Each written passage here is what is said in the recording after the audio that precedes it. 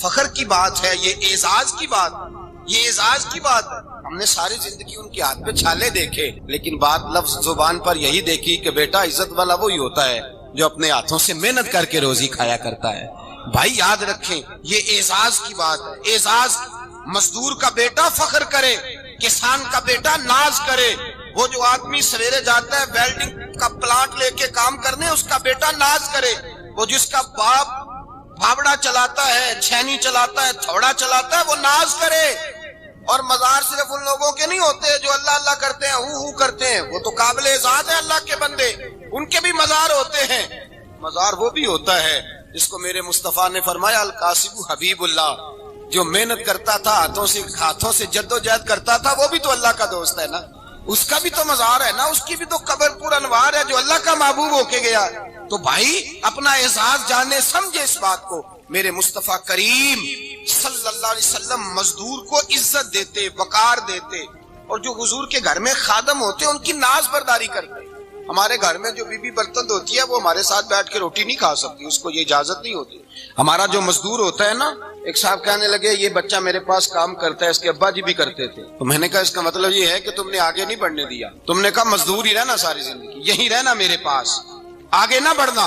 میرے مصطفیٰ کریم سید عالم صلی اللہ علیہ وسلم کے پاس جو لوگ کام کرتے تھے، محنت کرتے تھے، مشقت کرتے تھے، ہمارا ملازم ڈرتا ہے، کامتا ہے، وہ بات کرتا ہے تو صاحب جی کہتے کہتے زبان تھکتی ہے، 100 دفعہ موڈ کو دیکھتا ہے، گالیاں کھاتا ہے بیچارہ، اس کی عزت نفس کو اچھالا جاتا ہے، اس کو رسوا کیا جاتا ہے، اور وہ بیچارہ رات کو رضائی میں منہ دے کے روتا ہے کہ یار میرے نصیب صرف اس لیے کمزور ہیں کہ میں غریب کے گھر میں پیدا ہوا ہوں۔ ہم احساس نہیں کرتے، اور مزدور کو کبھی موقع مل جائے جان چھوٹنے کا تو بھاگ جاتا ہے۔ ہمارا کردار اور اخلاق ایسا نہیں ہوتا۔ حضرت زید بن حارثہ رسول اللہ کے غلام تھے، نبی پاک کے گھر میں جھاڑو دیتے تھے، برتن مانجتے تھے۔ یہ بچپن میں اپنے قبیلے سے گم ہو گئے تھے، کسی نے اغوا کر کے لا کر کے بیچ دیا تھا، گم ہو گئے تھے، حضور کی بارگاہ عالی مرتبت میں لائے گئے۔ حضرت زید بن حارثہ سارا دن کام کاج کرتے، کوئی آدمی آیا ان کے علاقے کا مکہ مکرمہ، ان کو پہچان کر واپس گیا ان کے قبیلے میں، اور جا کے بتلایا کہ تمہارا بیٹا تو محمد ابن عبداللہ صلی اللہ علیہ وسلم کے پاس۔ اس وقت حضور نے بھی اللہ نے نبوت نہیں فرمایا تھا۔ ان کے والد حارثہ چچا لینے آئے، اور نبی پاک کے پاس آئے تو 2 تھیلیاں شرفیوں کی بھر کے لائے۔ کہنے لگے حضور یہ پیسے لے لیں، 2 تھیلیوں میں پیسے ڈالیں، دینار ہے، درہم ہے، حضور لے لیں، ہمارا بیٹا دے دیں۔ نبی پاک صلی اللہ علیہ وسلم نے فرمایا تمہیں غلطی لگ گئی ہے، پیسے پیچھے ہٹاؤ، میں زید کو بلاتا ہوں، میں زید کو، ادھر دیکھیے گا، میں زید کو، میں اسے بلاتا ہوں، اگر وہ جانا چاہے تمہارے ساتھ تو مجھے اعتراض نہیں، لے جانا۔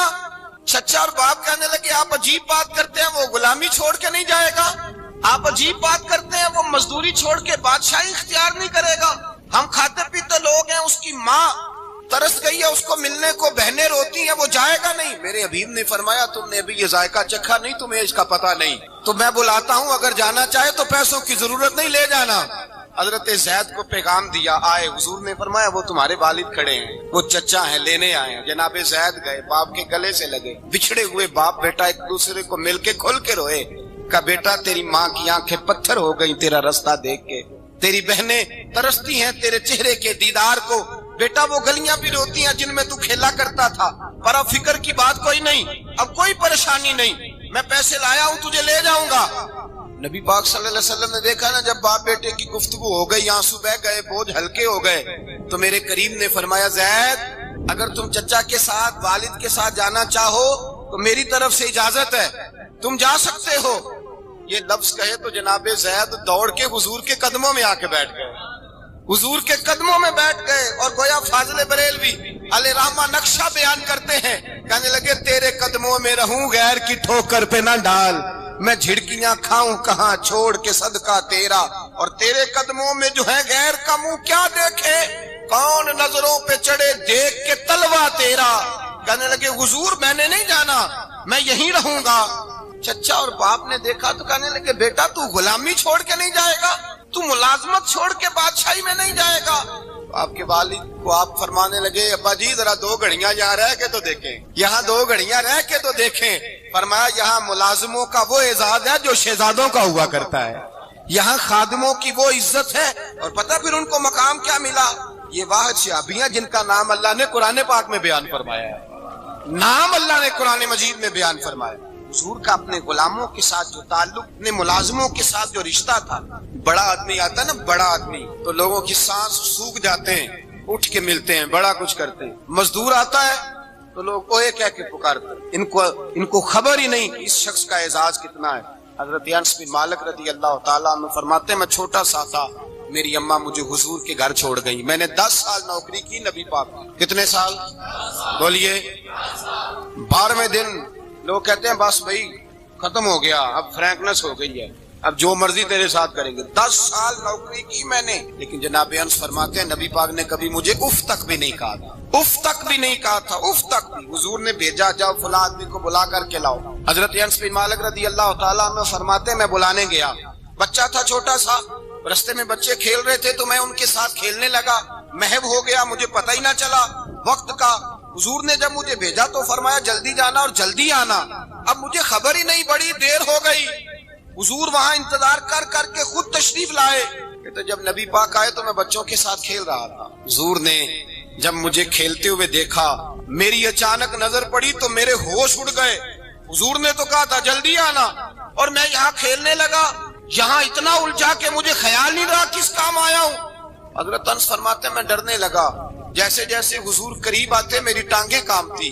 فرماتے ہیں جب نبی پاک قریب آئے تو قربان جاؤں معصوم آمنہ کے، فرماتے ہیں حضور نے میری گردن پہ تھپکی دی اور حضور نے ہنس کے فرمایا او بھائی لگتا ہے تو کھیل میں گم ہوا ہے تو تجھے یاد ہی نہیں رہا میں نے کس کام بھیجا تھا، تجھے یاد ہی نہیں رہا۔ کہا یا رسول اللہ صلی اللہ علیہ وسلم میں بھول گیا تھا، میں ابھی جاتا ہوں۔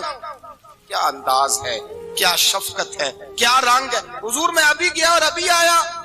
نبی پاک نے فرمایا نہیں یار تو کھیل میں خود ہی چلا جاتا، تو کھیل یہاں میں خود جاتا۔ یہ اعزاز، یہ فضیلت، یہ درجہ کس نے ذروں کو اٹھایا اور صحرا کر دیا، کس نے قطروں کو ملایا اور دریا کر دیا، یہ کس کی حکمت نے یتیموں کو کیا در یتیم اور غلاموں کو دنیا بھر کا مولا کر دیا، یہ کس نے اتنا۔ میرے بھائی مزدور کو حضور نے اعزاز دیا، نبی پاک اپنے ہاتھ سے کام کرنے والے کے ساتھ اس نے سلوک کرتے، محبت کرتے، پیار کرتے۔ ایک بوڑھی اماں تھی جو مسجد میں جھاڑو دینے کی مزدوری کرتی، کیا کام کرتی تھی؟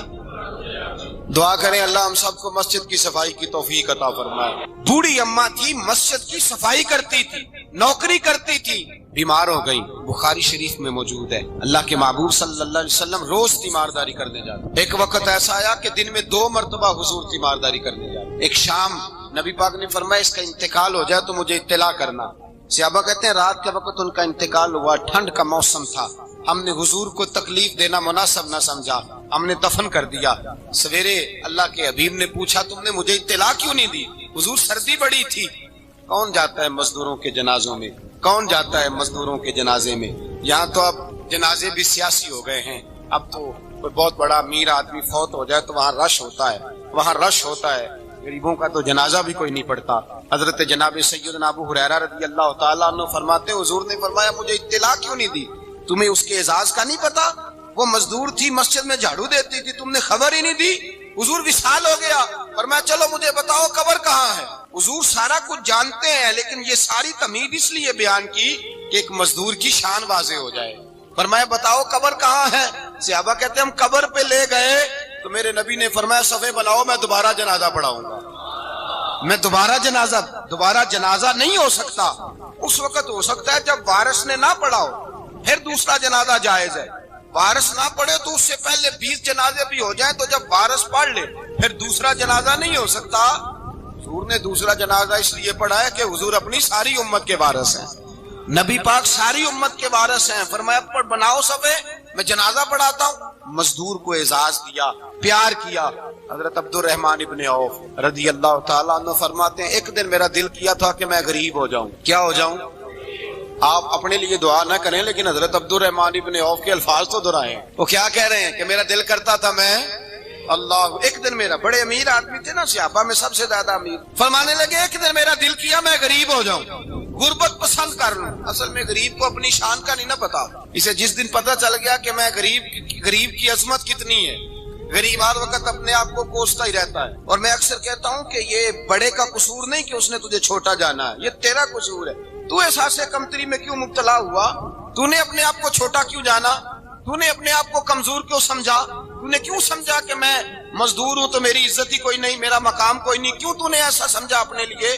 حضرت عبد الرحمن میرے بھائی یاد رکھیں، جب غریب کو پتا چلے میری شان کیا ہے، میرے نبی پاک نے فرمایا میں غریبوں کے بیچ آیا ہوں، میں غریبوں میں رہا ہوں، میرے دائیں بائیں غریب رہتے ہیں، اور قیامت کے دن جب میں جنت میں جاؤں گا تو میرے آگے پیچھے غریب لوگ ہی ہوں گے، میں غریبوں کے ساتھ مل کے جنت میں جاؤں گا۔ حضرت عبد الرحمن ابن عوف کہتے ہیں ایک دن میرا بھی دل کیا تھا، یہ سب سے امیر تھے صحابہ میں، اور حضور نے فرمایا تو پکا جنتی ہے پر سب سے آخر میں جنت میں جائے گا، اس لیے کہ جتنا مال ہے اتنا حساب بھی تو دینا ہے، پکے۔ حضرت عبد الرحمن ابن عوف کہتے ہیں ایک دیہڑے دل کیا تھا کہ میں ماڑا ہوتا، میں غریب ہوتا، یہ دل کیا میرا۔ کہا کس طرح؟ فرمانے لگے ایک مزدور صحابی تھے، حضرت سعد انصاری نام تھا، وہ حضور سے ملنے آئے، جب انہوں نے ہاتھ ملایا نا نبی پاک سے تو حضور نے ان کا ہاتھ تھام لیا۔ غریبوں کمال کر دی میرے مصطفیٰ کریم نے، نبی پاک نے ہاتھ تھاما، حضور نے ہاتھ، آپ کو اس بات کی لذت نہیں آئی شاید، نبی پاک نے ہاتھ تھاما مزدور کا، مزدور کہتا ہے میں نے چھڑانا چاہا تو حضور نے پکڑ لیا دبا کے، اور جب تھام لیا تو میں ٹھہر گیا، میں اپنی قسمت پہ ناز کرنے لگا، حضور نے میرا ہاتھ کھولا، کہتے ہیں ہاتھ پہ چھالے تھے، جگہ جگہ چھالے بنے ہوئے تھے، تو نبی کریم صلی اللہ تعالی علیہ وآلہ وسلم نے ہاتھ کھول کے فرمایا سعد یہ کیا ہوا؟ عرض کی حضور غریب ہوں، بوڑھے ماں باپ ہیں، چھوٹے چھوٹے بچے ہیں، بہن بھائیوں کے حقوق ہیں، بیوی کے منہ میں حلال کا لقمہ دینا ہوتا ہے، یا رسول اللہ پھاوڑا لے کے، کئی لے کے، کدال لے کے، بیلچا لے کے مزدوری کرتا ہوں، میدان میں نکلتا ہوں، صبح سے گیا تھا اب آیا ہوں، ہاتھوں میں نشان پڑ گئے ہیں۔ حضرت عبد الرحمن ابن عوف فرماتے ہیں جس کے قدم چومنے کو دنیا تر سے، اس رسول نے سر مبارک جھکایا اور غریب کے ہاتھ کو چوم لیا، نبی پاک نے بوسہ دیا، اور پھر فرمایا کیا؟ فرمایا یہ وہ ہاتھ ہیں جن سے خدا بھی پیار کرتا ہے، محمد مصطفیٰ بھی محبت فرماتے ہیں۔ نبی رحمت علیہ السلام نے فرمایا یہ تیرا وہ ہاتھ ہے جس سے اللہ بھی پیار کرتا ہے اور اللہ کا، تو مزدور کو پھر ناز کرنا چاہیے کہ پریشان رہنا چاہیے؟ بولے نا، مزدور کو ناز کرنا چاہیے نا، اس کو اپنا ہاتھ کھول کھول کے دیکھنا چاہیے، اور اسے کہنا چاہیے اللہ نے مجھے وہ ہاتھ عطا فرمایا جس سے رب بھی پیار کرتا ہے، مصطفیٰ بھی پیار کرتے ہیں۔ اسے تو اعزاز سمجھنا چاہیے، فضیلت جاننی چاہیے، اسے تو ناز کرنا چاہیے، اللہ تبارک و تعالیٰ نے مجھے یہ اعزاز دیا ہے۔ کسان جو کھیتوں میں مزدوری کر رہا ہے، وہ مزدور جو کسی فیکٹری میں گیا ہے، رزق حلال کی تلاش میں نکلا ہے، اسے تو میرے بھائی ناز کرنا چاہیے، اسے تو خوش ہونا چاہیے کہ اللہ نے مجھے یہ فضیلت دی۔ ترستے ہوئے غریب، جان بوجھ کے اپنے آپ کو پریشان رکھتے ہوئے لوگ اگر جان جائیں کہ فضیلت کیا ہے، عظمت کیا ہے، اور پھر غلام کے ساتھ سلوک کیا کرنا ہے۔ ایک یہودی کا بیٹا نبی پاک کی خدمت کرتا تھا اکثر، یہودی کا بچہ، وہ بیمار ہو گیا، روز آتا تھا، چھوٹے موٹے کام کرتا تھا، بیمار ہو گیا، حضور نے فرمایا چلو تیمارداری کرنے چلو۔ کس کی؟ جی غلام کی، نوکر کی۔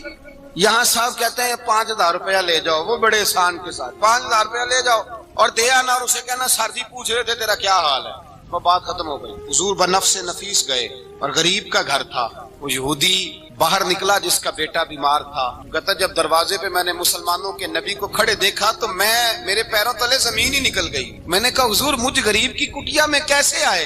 اور میں تجھے پتا ہے نا تیرا بچہ میری نوکری کرتا تھا، یا بیمار ہو گیا، میں تیمارداری کرنے آیا۔ وہ یہودی کہتا مجھے خیال یقین ہی نہ آئے کہ میرے گھر میں حضور، تو امیر حرم، میں غریب بے نوا، تو کجا من کجا، میرے گھر میں حضور آئے۔ کہتے کہاں ہے ہمارا پیارا؟ حضور وہ لیٹا ہوا ہے۔ صحابہ کہتے ہیں نبی پاک سرانے گئے تو اس کا آخری وقت تھا، تھوڑا سا ٹائم تھا، میرے مصطفیٰ نے فرمایا تو میری نوکری کرتا تھا، آج میں تیری تیمارداری کرنے آیا ہوں۔ غلاموں سنو، جو رسول اللہ کی نوکری کرے آخری وقت آئے تو اللہ کے رسول پہنچ جایا کرتے ہیں، حضور پہنچ جایا کرتے ہیں۔ نجم کی ہے خدا آرزو ہے یہی، عاشق زار کی آبرو ہے یہی، موت کے وقت سر ان کے قدموں میں ہو، دید ہوتی رہے دم نکلتا رہے۔ حضور پہنچ جاتے ہیں، نبی پاک تشریف لائے، بیٹھے سرانے، حضور نے جب اپنا برف سے ٹھنڈا اور کستوری سے زیادہ خوشبو والا ہاتھ اس کے بالوں میں پھیرا، آنکھیں کھولی، حضور نے فرمایا چل کلمہ پڑھ جا، چل میرا کلمہ پڑھ جا۔ सारी दुनिया दरे रसूल पे आके कलमा पढ़े और हुजूर उसे कलमा पढ़ाने घर तशरीफ ले गए। ये एक मजदूर को, एक मेहनत करने वाले को एजाज दिया, घर गए कलमा पढ़ ले। उसने अपने वालिद की तरफ देखा और वालिदा की तरफ देखा, माँ बाप यहूदी हैं, रोने लगे, कहने लगे बेटा ये हमसे ज्यादा बढ़कर तेरे हक में खैर खा है, जैसे कहते हैं कर ले। उसने कलमा पढ़ा और हुजूर की गोद में लोट पोट होने लगा। कलमा पढ़ा, रूह परवाज कर गई। शारहीन कहते हैं जब नबी पाक वहां से निकले तो हुजूर ने फरमाया उठाओ इसकी मैयत को। माँ बाप कहने लगे कहाँ ले जाना है? फरमाया हम अपने तरीके के मुताबिक गुस्ल कफन करेंगे, इसलिए कि जो कलमा पढ़ जाए फिर वो मेरा हो जाया करता है, मेरा हो जाया करता है। भाई याद रखें, मजदूर को हजरत रबिया बिन काब फरमाते हैं मैं हुजूर को वुजू कराता था, रात का वुजू मेरी जिम्मेदारी थी, सिर्फ एक वुजू रात। हमारे यहाँ तो 25 साल मजदूर मजदूरी करके चला जाता है, पर वो मजदूर ही रहता है, वो मजदूर है, उसका कोई एजाज नहीं, कोई उसके लिए वो कहते हैं अब बाबा जी आपको खांसी ज्यादा आती है, अपने बेटे को लगा दें, किसी और की ड्यूटी लगा दें, अब आप काम नहीं कर सकते। 25 साल नौकरी की, मिला क्या? हजरत रबिया कहते हैं मैं वुजू कराता था रात का, मेरे नबी पाक ने फरमाया शादी क्यों नहीं करता? तो मैंने कहा या रसूल अल्लाह, ना मेरे पास हुस्न है, ना पैसे हैं, ना कोई कारोबार है, मुझे कौन रिश्ता देगा? मेरा रूप भी नहीं ते मेरा रंग भी नहीं, मैंने यार मनाउन दा ढंग भी नहीं, कौन मुझे रिश्ता देगा? कहते हैं हुजूर खामोश हो गए। दूसरा दिन आया तो मैं वुजू कराने पहुंचा तो नबी पाक ने फरमाया शादी क्यों नहीं करता? कहते हैं मैंने कहा हुजूर कौन रिश्ता देगा? वही 3 बातें दोहराई, ना पैसे हैं, ना हुस्न है, ना कोई कारोबार है, ना मकान है। फरमाया हुजूर ने तीसरे दिन फिर कहा, जब दूसरा दिन हुआ ना तो हुजूर ने कहा, हुजूर खामोश हुए मेरे जवाब पर। मैंने कहा यार कितना बेवकूफ हूँ, हुजूर रोज पूछते हैं और मैं जवाब ही नहीं देता। कहते तीसरे दिन मैंने इरादा किया आज नबी पाक पूछेंगे तो मैं कहूंगा हुजूर जैसे दिल करता वैसे ही करा दें। कहते हैं तीसरे दिन में गया, सारा वुजू करा लिया पर नबी पाक ने पूछा ही नहीं। मैं इरादा करके गया था कि आज पूछेंगे तो बता दूंगा, हुजूर ने पूछा ही नहीं। फरमाते हैं वुजू मुकम्मल हो गया, मैं दरवाजे तक चला गया तो मुस्तफा ने आवाज दी, फरमाया वापस पलट ना। मैं पलटा तो हुजूर ने फरमाया तू शादी क्यों नहीं करता? कहते हैं मैं खुल के मुस्कुराया, मैंने कहा महबूब तेरे करम पे कुर्बान जाऊं, क्या अंदाज़े मोहब्बत है, हुजूर मेहरबानी करें करा दे। फरमाया फुला सरदार के पास जा, एक वुजू कराते हैं और एजाज हुजूर ने कितना दिया, जा सरदार के पास और उसे जाके कह के अल्लाह के रसूल फरमाते अपनी बेटी का निकाह तेरे साथ कर दे। फरमाते मैं गया, माँ बाप को बड़ी फिक्र होती है बेटियों की। वो कहने लगा मैं शाम को खुद नबी पाक की बारगाह में आऊंगा। कहते मैं बाहर निकलने लगा तो वो बच्ची पर्दे की ओर से बोली, कहने लगी गुलाम ठहर जा, अब्बा जी आपको मेरी फिक्र है, अम्मा जी मेरी फिक्र है, मेरी फिक्र ना करें और ये ना देखें आया कौन है, ये देखें भेजा किसने है। आप मुझे हवाले करें नबी पाक के, हुजूर के हवाले करें, अल्लाह रसूल मुझे कभी जाया नहीं करेंगे। हजरत रबिया कहते हैं हुजूर ने मेरी शादी का बंदोबस्त किया। हजरत बुरैदा असलमी से कहा कि तू इसके लिए खजूर की गुठली के बराबर सोना ला। हजरत हारसा बिन नौमान से कहा तू इसके लिए एक कमरे का उजरे का बंदोबस्त कर। हजरत उस्मान गनी से कहा तूने वलीमा कराना इसका। फरमाया मैं तो थोड़ी नौकरी करता था, मुस्तफा ने सारी जिंदगी का ही बंदोबस्त फरमा दिया। ये मजदूर के साथ हुजूर का अंदाज। पहले मैंने शुरू में कहा कि मजदूर इस बात को समझता ही नहीं कि उसका मकाम कितना, वो इस बात को जानता ही नहीं अल्लाह ने उसे एजाज कितना दिया है। मिल्लत का जवान सबसे पहले तो कभी किसी की जेब की तरफ ना देखे। और ये बात याद रख लें, दर्जनों बुजुर्गों के इरशादात की रोशनी में एक मोटी बात बयान कर रहा हूँ, तवज्जो है मेरी बात पर। जिसकी तवज्जो दूसरों की जेब पे होती है वो रुसवा हो जाता है। काहिल लोग जो जिंदगी में सिर्फ हाथ फैलाने के आदी होते हैं, उनके दामन में सिवाय रुसवाई के कुछ नहीं आता, उनके हिस्से में सिवाय बदनामी के कुछ नहीं आता। और जो अपने बाजू की कुव्वत के जोर पर, इकबाल कहते हैं अपनी दुनिया आप पैदा कर अगर जिंदों में है, सिर्रे आदम है ज़मीरे कुन फिका है जिंदगी। अपने लिए खुद जीना सीखे, मिल्लत के लिए कुछ करना सीखे। मुआशरे के अंदर इससे उधार पकड़ के उसको दे दिया तो उससे पकड़ के इसको दे दिया, 2 दिन उसके पास चले गए लेने तो 4 दिन उसके पास चले गए। कभी को दोस्त बाहर से आ गया तो उसके पीछे भागने लगे, चापलूसी करने लगे। 2-4 जोड़ों की खातर, एक मोबाइल की खातर छोड़े इस धंधे से बाहर आए। मैंने कहा एक पेशा बुरा है, एक पेशा, और वो है हाथ फैलाना, बाकी कोई पेशा बुरा नहीं। 18 घंटे मजदूरी करो, निकलो बाहर निकलो, मैदान में आओ, जद्दोजहद करो, मजदूरी करो जब तेरा हाथ मजदूरी तक जाए। और याद रखो रिज़्क़े हलाल खाना है और रिज़्क़े हलाल ही खिलाना है, ये वकार है। रिज़्क़े हलाल मोमिन का वकार है। जो लोग लुक़मा हराम खाते हैं वो अपना वजूद खो बैठते हैं। روحانی طاقتیں کھو بیٹھتے ہیں۔ میرے اعلیٰ حضرت رحمت اللہ علیہ فرماتے ہیں جس کا نماز میں دل نہ لگے، جس کا مسجد جانے کو دل نہ کرے، جس کا عبادت پہ توجہ نہ ہو، جس کا دین کی طرف رغبت نہ ہو، اسے غور کرنا چاہیے کہ اس کا کئی رزق میں لقمہ حرام تو شامل نہیں ہو گیا۔ فرمایا جب لقمہ حرام شامل ہوتا ہے تو اللہ تبارک و تعالیٰ معرفت کا نور چھین لیتا ہے، پھر انسان کی زبان سے تاثیر چلی جاتی ہے، پھر اس سے سجدوں کی جو کیفیت ہوتی ہے وہ روٹ جاتی ہے، درود و سلام کے ذائقے نصیب نہیں ہوتے۔ میرے مصطفیٰ کریم صلی اللہ علیہ وسلم گزر رہے تھے، ایک آدمی دعا مانگ رہا تھا، یا رب یا رب یا رب یا رب کہہ رہا تھا۔ نبی پاک نے فرمایا یہ قیامت تک بھی دعا مانگے تو اس کی قبول نہیں ہوگی۔ صحابہ نے کہا حضور آپ تو رحمت للعالمین ہیں اور آپ فرما رہے ہیں اس کی دعا قبول نہیں ہوگی۔ نبی پاک نے فرمایا اس لیے قبول نہیں ہوگی کہ جو کپڑے پہنے ہیں وہ بھی حرام پیسوں کے ہیں، اور جو اس نے کھایا ہے وہ بھی حرام پیسوں کا ہے، اور جو پیا ہے وہ بھی حرام پیسوں کا ہے۔ کیسے اس کی التجا اس کی بارگاہ میں قبول ہو جب یہ لباس سے لے کر خوراک تک اور خوراک سے لے کر مشروب تک ہر چیز ناجائز پیسے، تو معرفت کا حسن کیسے پیدا ہوگا؟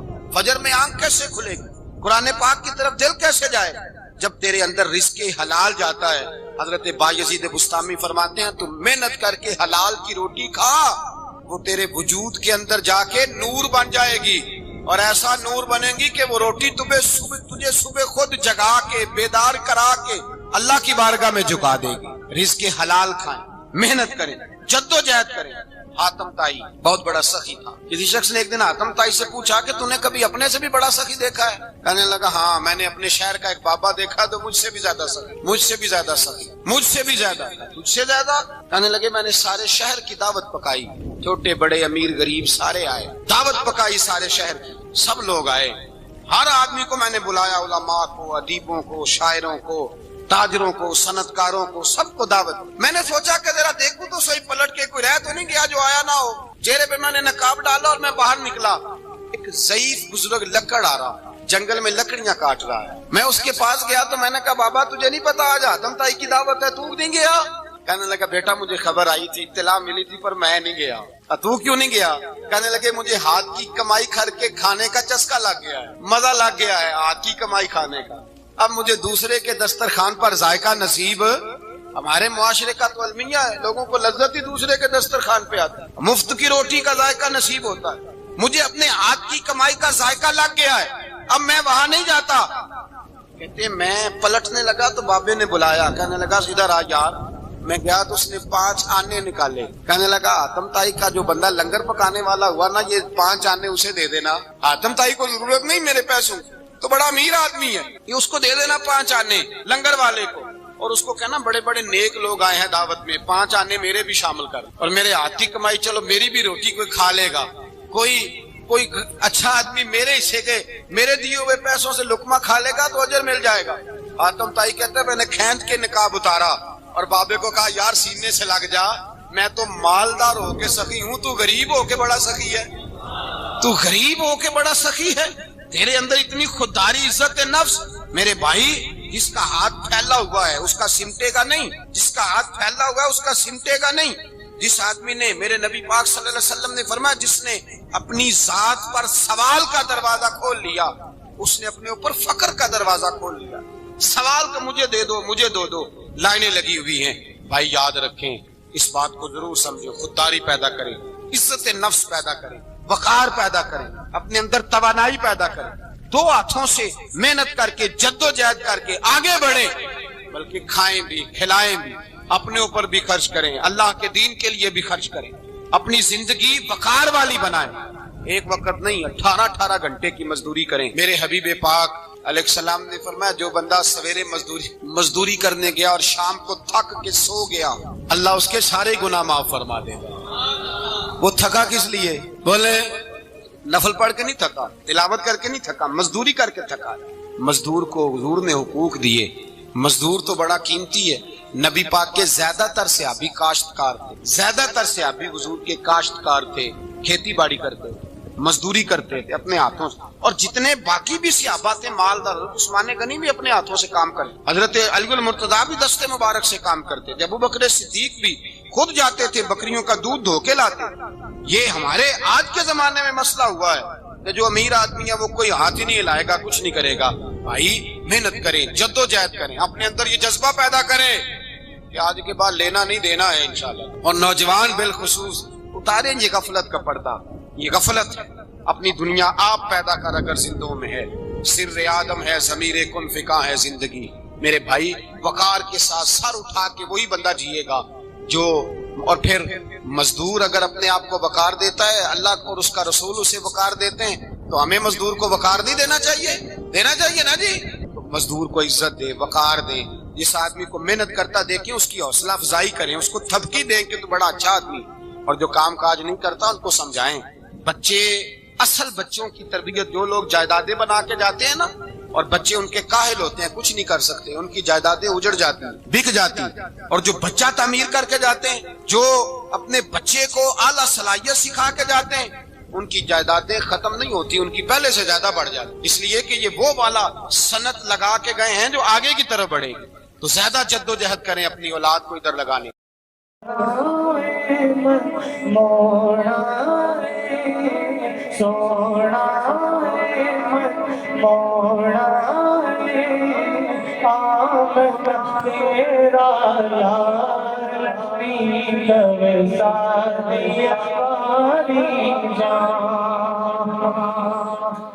اپنی گل کرے گا رب کی بولی بول، سن کے مٹھڑے بول دیڑیو، من میرا پیا ڈول، من میرا پیا ڈول۔ ہاتھ بلند کر کے تیریاں کیا